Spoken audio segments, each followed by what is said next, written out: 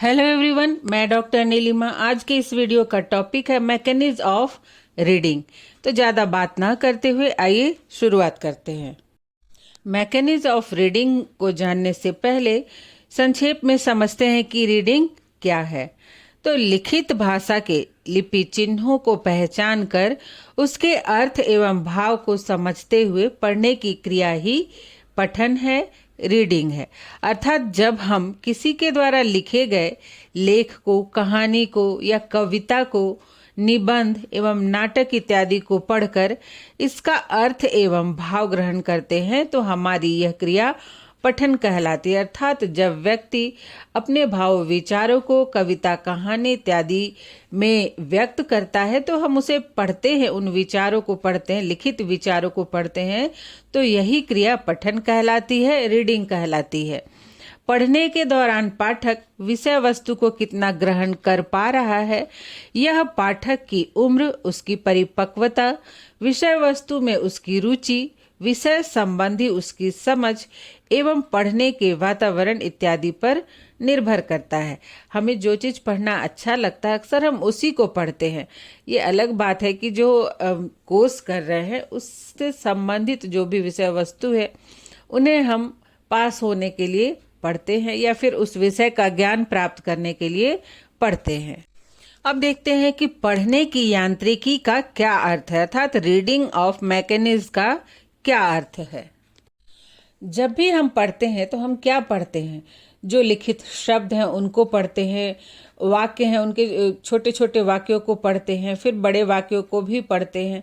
तो पढ़ने की क्रिया में हम लिखित शब्दों, वाक्यांशों, वाक्यों को अपने पूर्व ज्ञान के आधार पर अपनी आंखों से देखकर उन्हें पहचानते हुए एवं समझते हुए निरंतर आगे की ओर बढ़ते जाते हैं।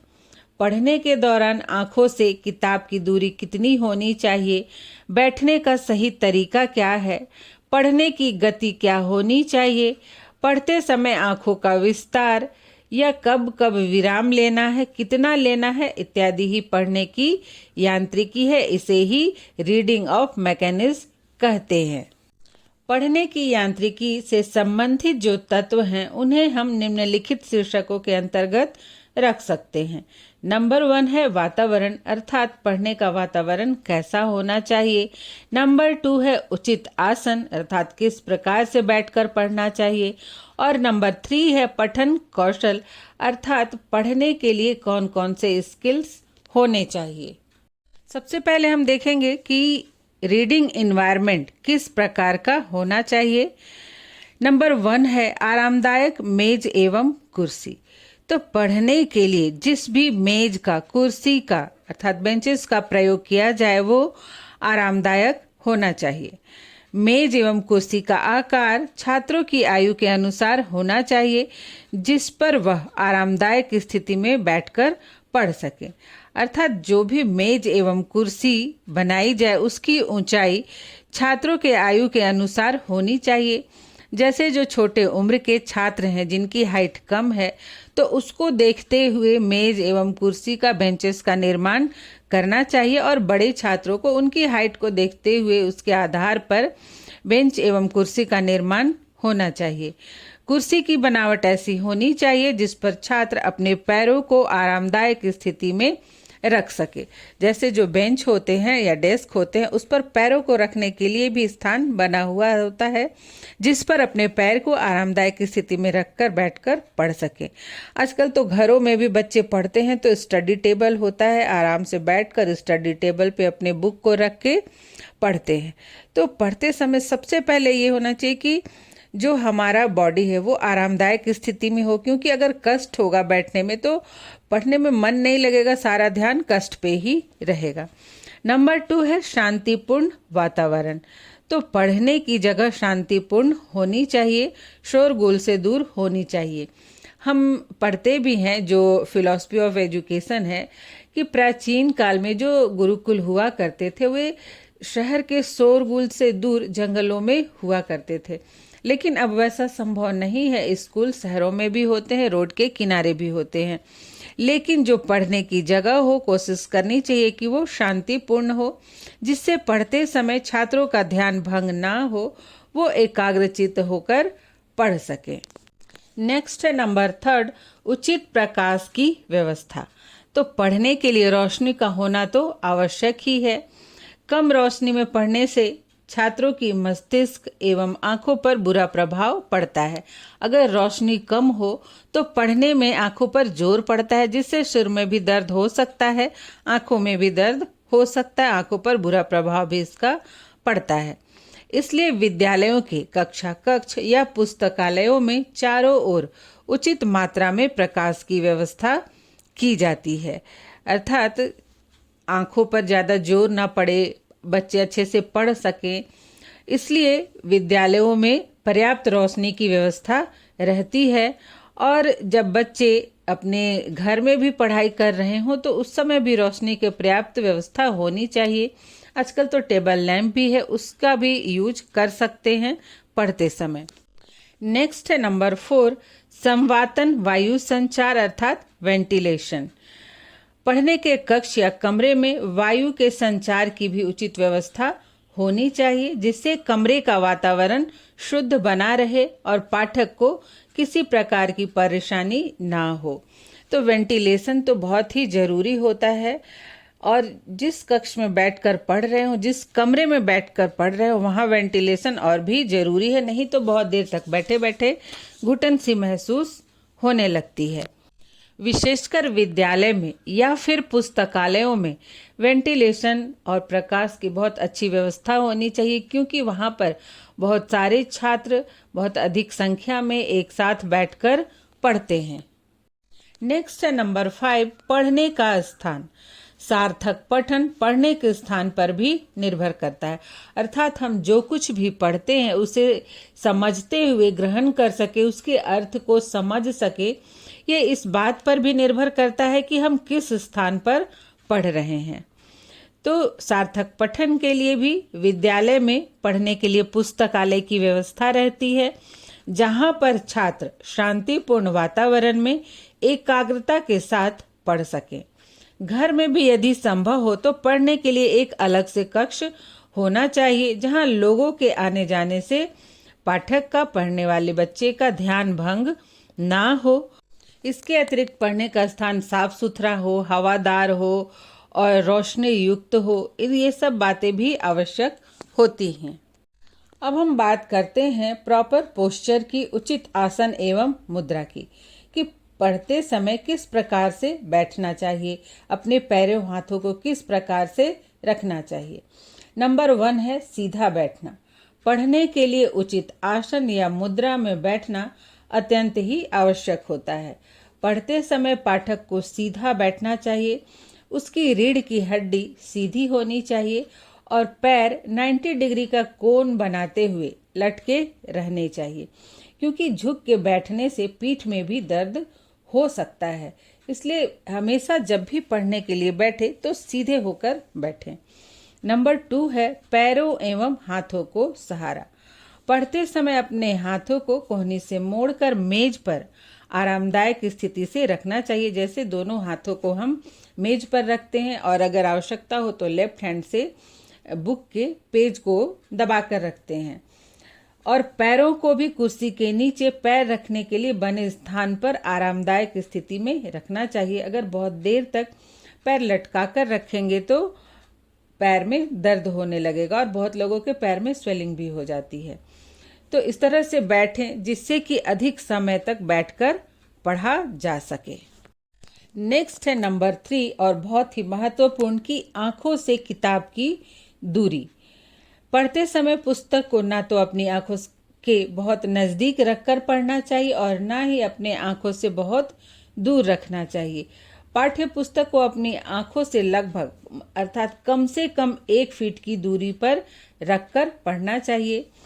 12 या 15 इंच की दूरी होनी चाहिए। आप एक हाथ की दूरी रखकर भी पढ़ सकते हैं।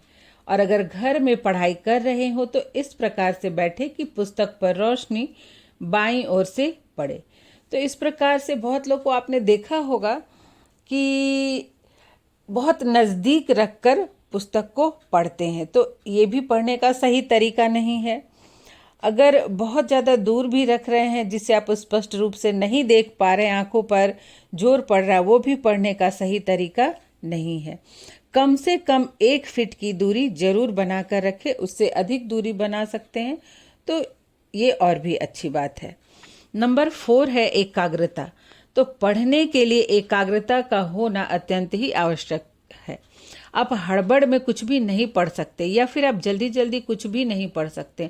जैसे कि आपको अगर ज़्यादा पढ़ना है, विषय वस्तु जो है, मटेरियल है वो ज़्यादा है, तो ऐसा नहीं कि आप आधा अधूरा एक लाइन को दूसरे लाइन को फिर एक दूसरे लाइन को छोड़ कर नहीं पढ़ सकते हैं। इसके लिए आपको एकाग्रता से समय देना ही होगा। बिना एकाग्रता के विषय वस्तु पर अधिक समय तक ध्यान को केंद्रित नहीं रखा जा सकता है। अतः शांत चित्त होकर धैर्य के साथ एकाग्र मन से पढ़ने के लिए बैठना चाहिए। इसके बाद है नंबर 5 अल्प विराम, स्मॉल ब्रेक या शॉर्ट ब्रेक। तो पढ़ने के दौरान बैठे बैठे कंधे और आंखें थक जाती हैं, इसलिए बीच में अल्प विराम जरूर लेना चाहिए। जो स्मॉल ब्रेक के लेते हैं उस दौरान आंखें बंद करके आरामदायक स्थिति में भी बैठना चाहिए या फिर आवश्यकता महसूस हो तो थोड़ी देर टहल लेना चाहिए या फिर पेय पदार्थ भी ले सकते हैं। इस तरह से थोड़ी देर आंखों को, मस्तिष्क को, शरीर को आराम देने से पढ़ाई अच्छी होती है और बहुत देर तक पढ़ाई की जा सकती है। जैसे विद्यालयों में भी आप देखेंगे कि बच्चों को पढ़ाया जाता है तो रेगुलर नहीं पढ़ाया जाता है। हर एक जो पीरियड है उसके बाद थोड़ा सा विराम उनको दिया ही जाता है 5 मिनट का। या फिर एग्ज़ाम के समय में भी बहुत लोग तैयारी करते हैं या घर पर पढ़ाई करते हैं तो थोड़ी थोड़ी देर में वो या तो 1 गिलास पानी ही पी लेते हैं। कुछ लोगों को चाय कॉफ़ी पीने की आदत होती है। कुछ लोग उठकर एक बार टहल कर आते हैं फिर पढ़ते हैं। तो पढ़ने के दौरान ये शॉर्ट ब्रेक लेना बहुत ही अच्छा होता है। रीडिंग ऑफ मैकेनिज्म का तीसरा एलिमेंट जो है वो है पठन कौशल, रीडिंग स्किल। रीडिंग स्किल को हम 2 भागों में बांटकर देखेंगे। नंबर 1 है फंडामेंटल और 2 है एसेंशियल, आधारभूत कौशल और आवश्यक कौशल। आधारभूत कौशल वे कौशल है जिनके बिना आप पढ़ाई नहीं कर सकते हैं अच्छे से। नंबर 1 है उच्चारण संबंधी नियमों का ज्ञान। तो यदि मान लीजिए स्वर व्यंजन के उच्चारण का ही ज्ञान नहीं होगा कि किस प्रकार से उन्हें पढ़ते हैं तो फिर बच्चा कैसे पढ़ेगा, वो गलत ही पढ़ेगा। तो इसलिए पढ़ने के लिए स्वर व्यंजन के उच्चारण स्थान एवं ध्वनि का स्पष्ट ज्ञान होना चाहिए।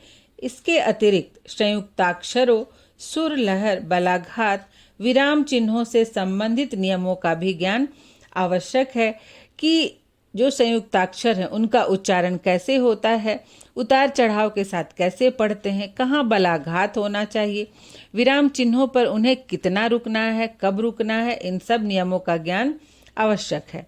नंबर 2 है ध्वन्यात्मक जागरूकता। तो कभी कभी उच्चारण नियमों के ज्ञान के बावजूद भी पढ़ते समय पाठक गलत करते हैं।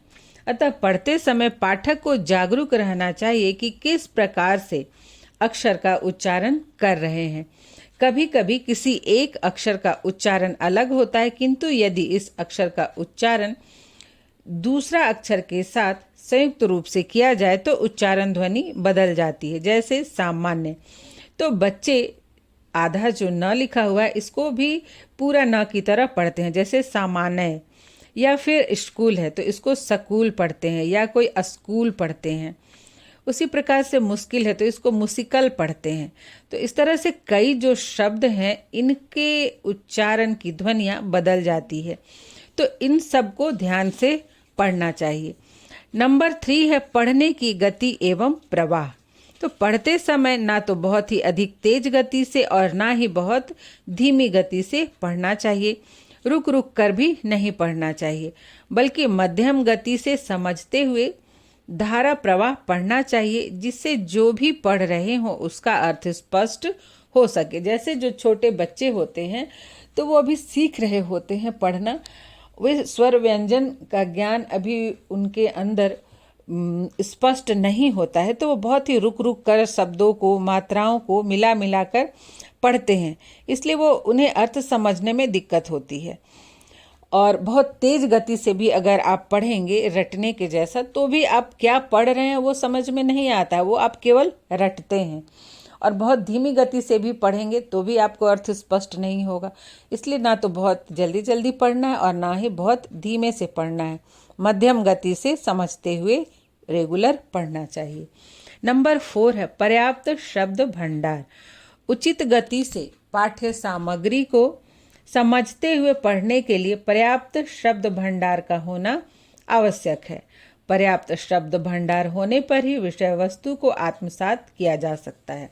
ये तो सबसे ज़्यादा जरूरी है भाषा ज्ञान के लिए, चाहे वो पढ़ना हो लिखना हो। शब्द भंडार यदि परिपूर्ण होगा तो आप जो भी पढ़ रहे हैं उसे अच्छे से समझ सकते हैं। नहीं तो बीच में रुक रुक कर जहाँ कठिन शब्द है उसके अर्थ को आपको देखना होगा, समझना होगा, तब फिर आप आगे बढ़ेंगे। और अब नंबर 5 है बोध या समझ। तो पढ़ने के दौरान क्या पढ़ रहे हैं इसकी भी समझ होनी चाहिए, अर्थात जो कुछ भी पढ़ रहे हैं उसका अर्थ समझ में आना चाहिए।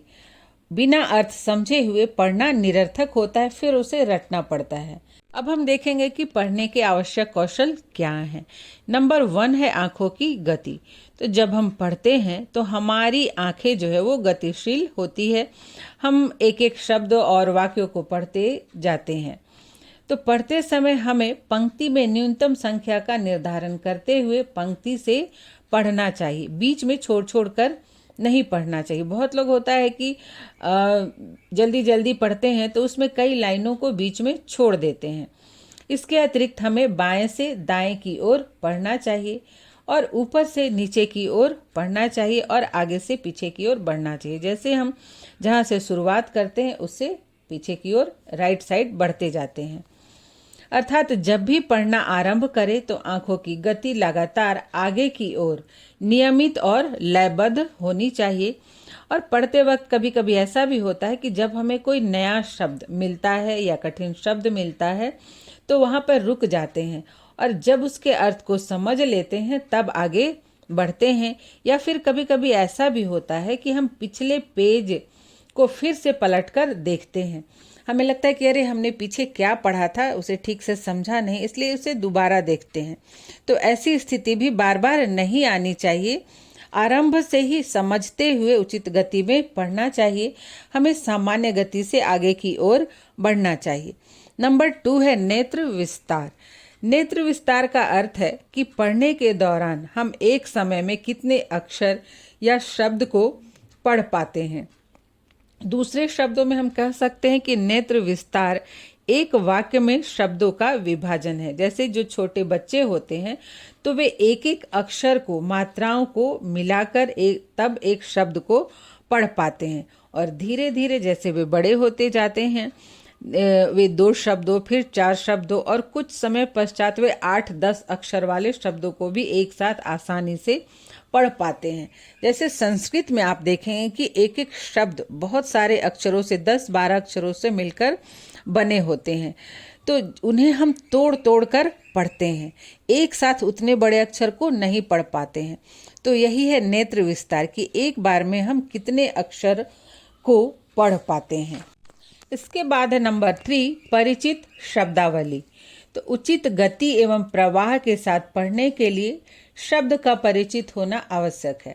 यदि पढ़ते समय हमारे सामने नए शब्द आते हैं, अर्थात जो शब्द आते हैं उसे हम परिचित नहीं होते हैं, पहली बार हम उस शब्द को पढ़ रहे हैं, तो फिर क्या होता है, वहाँ हम थोड़ी देर रुक जाते हैं और जब तक उसके अर्थ को अच्छे से ना समझ ले तब तक हम आगे नहीं बढ़ते हैं। तो यदि जो भी शब्द पढ़ रहे हैं वहाँ शब्द परिचित हो तो पढ़ने की क्रिया निर्बाध रूप से चलती है। और इसके लिए क्या जरूरी है, वही फिर से शब्द भंडार में वृद्धि करना। नेक्स्ट है नंबर 4 स्वरोच्चारण अर्थात सस्वर पठन। पढ़ने के दौरान अक्षरों, शब्दों को बोल बोल कर पढ़ना। तो जो बच्चे छोटे होते हैं आरंभ में तो उन्हें बोल बोल कर ही पढ़ना सिखाया जाता है, जिससे कि वे सही सही उच्चारण करना, सही सही पढ़ना सीखे। लेकिन बहुत बड़े छात्रों को भी आदत होती है कि वो बोल बोल कर पढ़ते हैं, लेकिन बोल बोल कर पढ़ने से उच्चारण तो सही होता है, लेकिन इसमें पढ़ने में बहुत अधिक समय लगता है और थकान भी होती है।